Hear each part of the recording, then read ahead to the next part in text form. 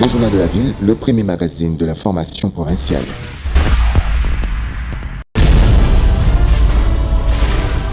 Tout de suite, le journal.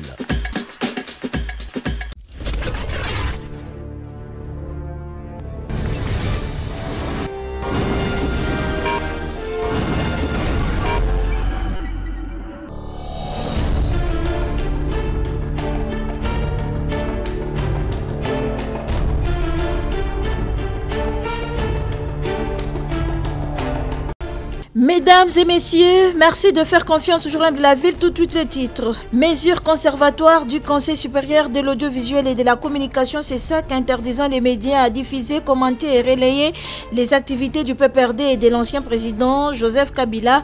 L'Union nationale de la presse du Congo, INPC, émet des sérieuses réserves quant à la compétence de la régulation sur l'ensemble du champ qu'elle s'est attribué et fait des observations pour plus de clarté et de compréhension. C'est tout pour les titres. Mesdames et messieurs, encore une fois, bienvenue dans ce journal. J'en appelle à un sursaut d'honneur et de responsabilité. Je veux vous voir. Ça y est.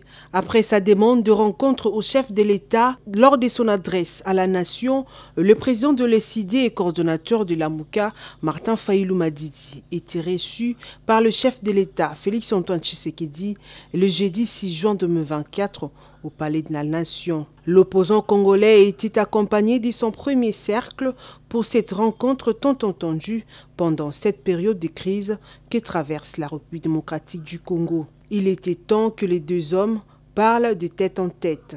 Au sortir de leur échange fructueux avec le président de la République qui a duré près de 10 heures, les coordonnateurs de la MOUCA, Martin Fayulu, déclarent créer un camp de la patrie pour barrer la route à l'ennemi qui ne jure que sur la balkanisation de la RDC. Pas 36 solutions. Nous devons créer un camp de la patrie. Donc les gens qui luttent pour leur pays. Et donc pour cela, avec toutes ces crises que nous avons, crise sécuritaire, crise sociale, crise politique, la solution c'est un dialogue.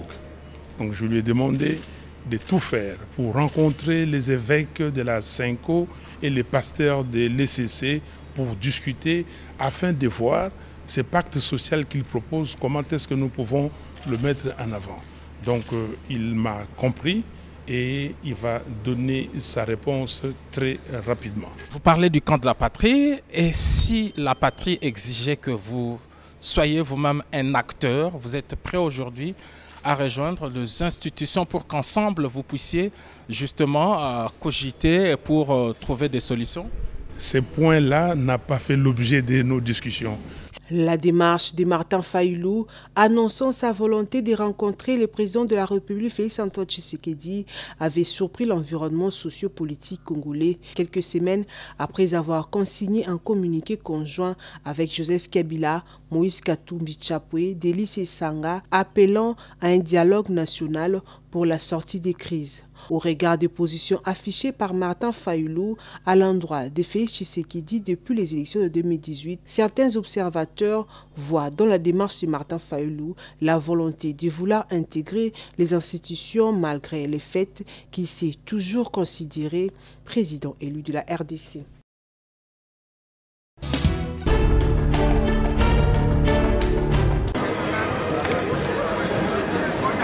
Le président de l'Assemblée nationale, Vital Kamerhe, avait été convié par son homologue ougandais Anita Annette Among à prendre part en tant qu'un invité d'honneur à la cérémonie d'ouverture de la 5e session ordinaire de la 11e législature du Parlement ougandais qui s'est ouverte le jeudi 5 juin 2025.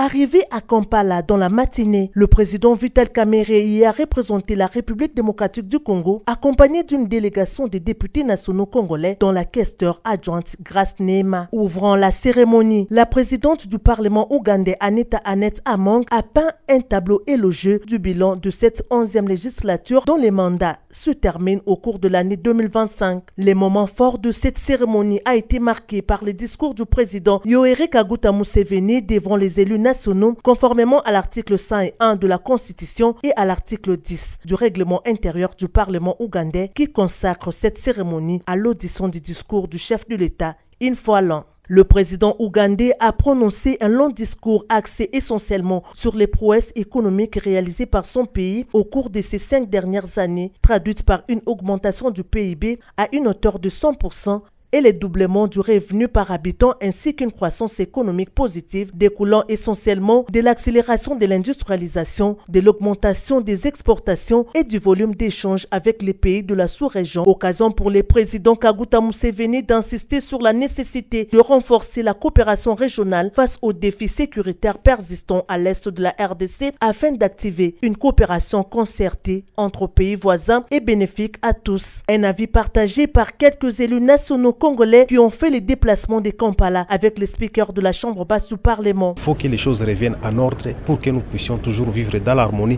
parce que nous sommes tous un même peuple, nous sommes des Africains, il faut que nous puissions protéger cette relation bilatérale entre l'Ouganda et la RDC. Le président Museveni a toujours eu un rôle majeur à jouer dans la politique régionale de l'Afrique et ça c'est très important, surtout parce qu'on voyait la grande étendue, la province de l'Ituri d'où je viens par exemple, nous partageons une grande distance, une grande partie des frontières avec lui et lui, son économie, l'économie de l'Ouganda dépend plutôt de la RDC à travers la province de l'Ituri et une partie du Nord Kivu et donc c'est vraiment essentiel pour qu'aujourd'hui qu'on travaille ensemble. La présence du président Vital Kamerhe à cette cérémonie solennelle à Kampala dans cette situation de crise sécuritaire à l'est de la RDC est un message fort du rôle que joue la diplomatie parlementaire pour rompre les barrières institutionnelles à la base du conflit et des guerres dans la sous-région afin de promouvoir la diplomatie traditionnelle et une coopération plus étroite avec les États voisins dans l'Ouganda.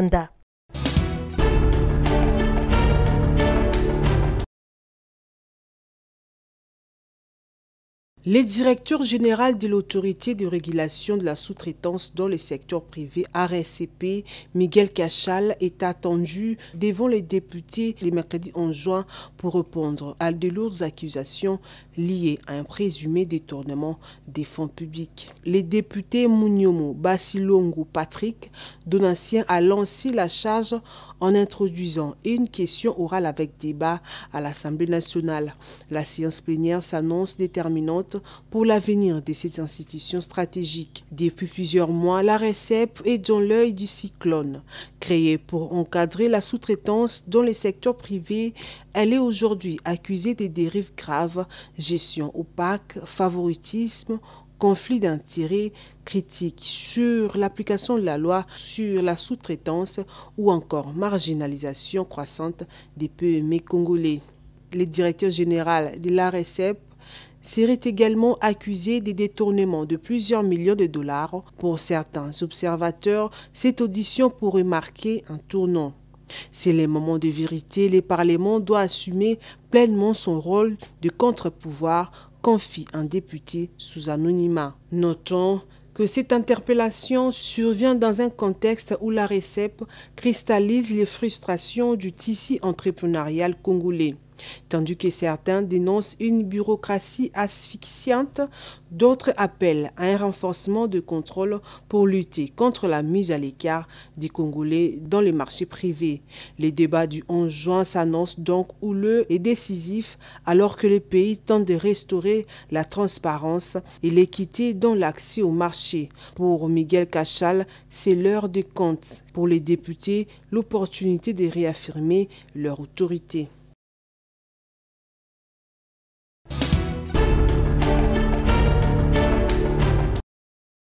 Situation sécuritaire dans l'est de la République démocratique du Congo, 78 000 déplacés externes et 24 000 ménages en Ouganda sollicitent l'assistance humanitaire au ministère des Affaires sociales, Actions humanitaires et Solidarité nationale. C'est ce qui justifie la présence à Kinshasa de bourgmestres des communes de Kadutu, Ibanda et Bagira, situées dans la ville de Bukavu, province du Sud Kivu.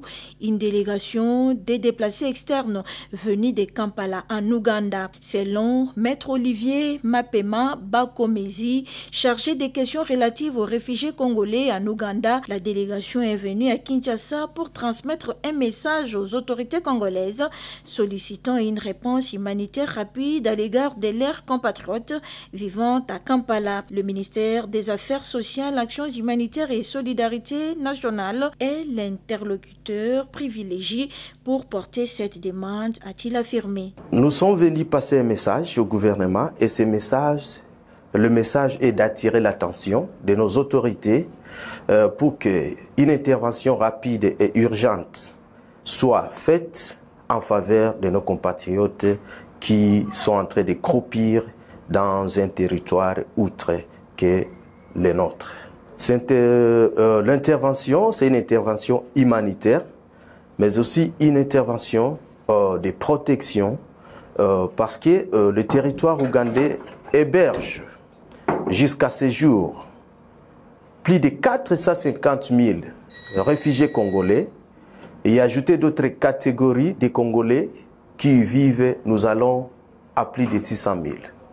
Et c'est-à-dire notre gouvernement, en dehors de cette intervention humanitaire liée à ces conflits nous infligés par les rebelles du M23, nous voudrions aussi attirer l'attention du gouvernement sur un mécanisme permanent d'encadrement de cette population afin que le gouvernement puisse en avoir un contrôle total parce que c'est une potentialité.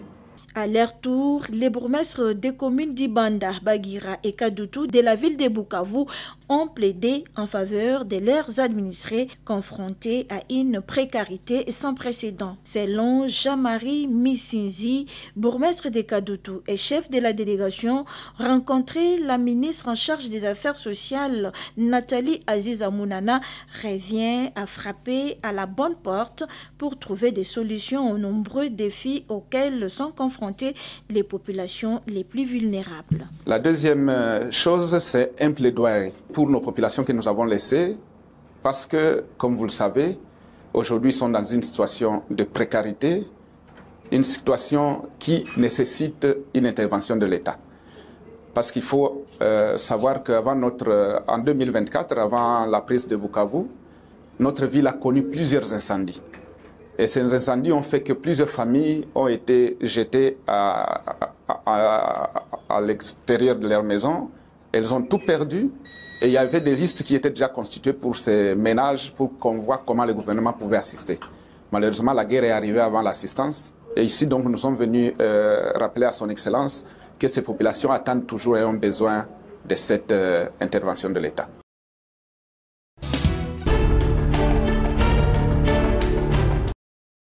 Mesures conservatoires du Conseil supérieur de l'audiovisuel et de la communication, c'est ça interdisant les médias congolais à diffuser, commenter et relayer les activités du PPRD et de l'ancien président Joseph Kabila, l'Union nationale de la presse du Congo et NPC, autorité d'autorégulation des journalistes professionnels et autres professionnels des médias, dans un communiqué signé et publié ce vendredi 6 juin 2025, émet des sérieuses réserves quant à la compétence de la régulation sur l'ensemble du champ qu'elle s'est attribuée. Pour plus de clarté et de compréhension, l'INPC fait les observations suivantes. Le champ d'exercice de toute régulation des médias est avant tout philosophique et il porte sur la liberté de la presse et d'expression comme socle. Pour rester rationnel et objectif, la régulation se fait toujours a posteriori et non a priori. Une régulation a priori est une censure qui ne dit pas son nom. Les journalistes et les médias ne peuvent s'accommoder de la censure et de l'inquisition qui en résulte. La régulation ne peut avoir pour rôle d'embrigader les médias pour empêcher les journalistes d'être la conscience critique de leur temps en tant qu'historiens historien du présent, les droits du public à l'information et la liberté de la presse sont garantis par la Constitution, même si l'Union admet qu'en temps de guerre, des restrictions peuvent exister et elles sont compréhensibles. Alors que les autorités du pays recherchent la cohésion nationale, pourquoi vouloir faire passer les médias et les journalistes comme des porteurs d'armes et munitions qui fauchent les milliers de compatriotes congolais dans l'Est? En conclusion, l'UNPC, qui n'entend pas livrer les journalistes à la furie d'une approche maximaliste, d'une régulation solitaire, appelle le CESAC à la lucidité et au discernement pour éviter de précipiter les médias et les journalistes dans un tourment non maîtrisable.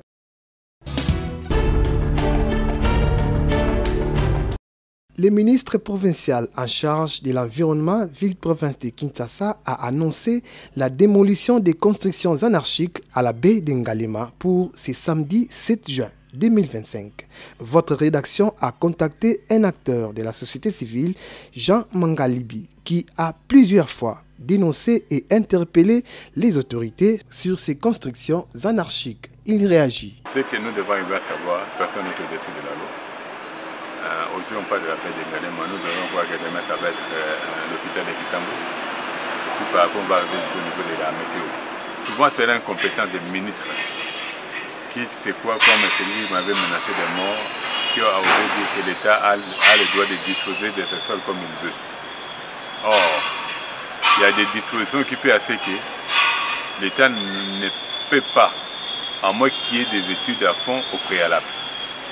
Le cas de la baie d'Ngalema, il y a le ministre Sakombi Molendo, quand il était un ministre des Affaires foncières, où il a attribué pour un autre ancien ministre un terrain où il devait créer une cité de la grâce du fleuve Congo. C'est comme si le nom fleuve Congo, ce qu'on est en train de vivre à l'Est, là aussi on est en train de vivre cela. On a beaucoup de problèmes avec nos ministres des Affaires foncières. Ça, on doit arriver à les reconnaître. Parce que quand tu regardes là, je crois que les images sont en train de parler. Vous allez voir, il y a des images. Il y a des images du fleuve au niveau de la baie d'Ngalema au mois de décembre 2024. On voit la balise de l'Onatra qui se trouve dans l'eau. Et au mois de juin 2025, cette balise, ça se trouve dans une parcelle. Aujourd'hui, on ne doit pas s'arrêter seulement à démolir. On doit arriver à poursuivre tous ces ministres-là. Parce qu'aujourd'hui, moi, j'ai toujours été surpris de voir le ministre Sakombi Molendo être ministre de l'hydrocarbure, quand on voit des pareils habits. Aujourd'hui, il faut voir le nombre de stations d'essence. Ça a presque doublé. Pourquoi ça a doublé? Parce que c'est un ministre, normalement, j'ai toujours dit, n'est pas à la hauteur. Parce qu'on a vu avant, ils ont commencé par les rails, ils sont à féliciter. Aujourd'hui, c'est la baie de Ngalema, mais il faut poursuivre toute cette autorité-là. Cela permettait à ce qu'on devienne ministre, on devient un général plutôt, on devient un magistrat.